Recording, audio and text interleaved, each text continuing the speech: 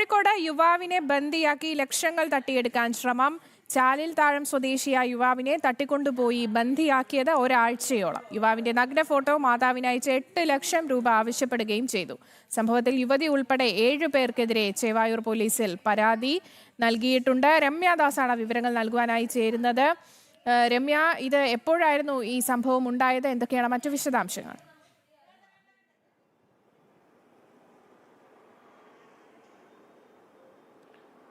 കഴിഞ്ഞ 24-ാം തീയതി, അതായത് ജൂലൈ 24-ാം തീയതിയാണ് കേസിനാസ്പദമായ സംഭവം ഉണ്ടാകുന്നത്.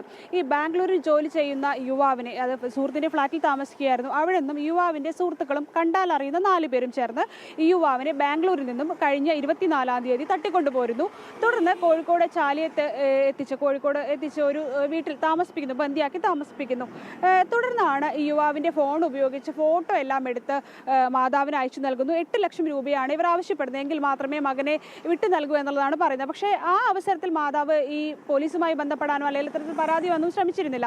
തുടർന്ന് ഇന്നലെ ഈ ബന്ദിയാക്കിയ സ്ഥലത്തു നിന്നും ഈ യുവാവ്, അതായത് അമീർ സുഹൈൽ എന്ന യുവാവ് രക്ഷപ്പെടുന്നു. തുടർന്ന് വീട്ടിലെത്തുന്നു. തുടർന്നാണ് നിലവിൽ ഈ വിഷയവുമായി ബന്ധപ്പെട്ട് പോലീസിൽ പരാതി നൽകിയത്. ചേവായൂർ പോലീസിലാണ് ഈ വിഷയവുമായി ബന്ധപ്പെട്ട് പരാതി നൽകിയിട്ടുള്ളത്. ഈ യുവാവിൻ്റെ ഫോണും ഉൾപ്പെടെ 4000 രൂപയൊക്കെ ഇവർ കൈവശപ്പെടുത്തുകയൊക്കെ എല്ലാം ചെയ്തിട്ടുണ്ട്. അപ്പോൾ ഈ വിഷയവുമായി ബന്ധപ്പെട്ട് നിലവിൽ ഇപ്പോൾ ചേവായൂർ പോലീസ് കേസ് എടുത്തിട്ടുണ്ട്. 7 പേർക്കെതിരെയാണ് കേസ് എടുത്തിട്ടുള്ളത്. ഒരു മിഥുൻ ഉൾപ്പെടെ ഈ യുവാവിനെ അറിയാവുന്ന സുഹൃത്തുക്കളായിട്ടുള്ള 3 പേരുണ്ട്. കൂടാതെ കണ്ടാൽ അറിയാവുന്ന 4 പേരുണ്ട്. അങ്ങനെ ഇത്തരത്തിൽ 7 പേർക്കെതിരെയാണ് ഇപ്പോൾ നിലവിൽ ഈ പോലീസ് കേസ് എടുത്തിട്ടുള്ളത്.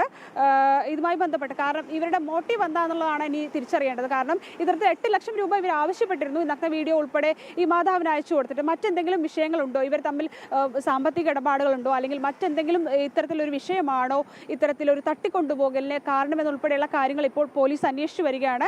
ഇതിൽ പോലീസ് കേസെടുത്ത് FIR ഇട്ട് നടപടികൾ ആരംഭിച്ചിട്ടുണ്ട്. ഇതിന്റെ തുടർ നടപടി നടന്നുകൊണ്ടിരിക്കുകയാണ്. ഇതുമായി ബന്ധപ്പെട്ട കൂടുതൽ വിശദാംശങ്ങൾ വരും മണിക്കൂറുകൾ നമുക്ക് ലഭ്യമാകുമെന്നുള്ളതിനെ മനസ്സിലാക്കുന്നത്. പക്ഷേ നിലവിൽ ഇപ്പോൾ ഈ വിഷയവുമായി ബന്ധപ്പെട്ട് ചേവായൂർ പോലീസ് കേസെടുത്തിട്ടുണ്ട്.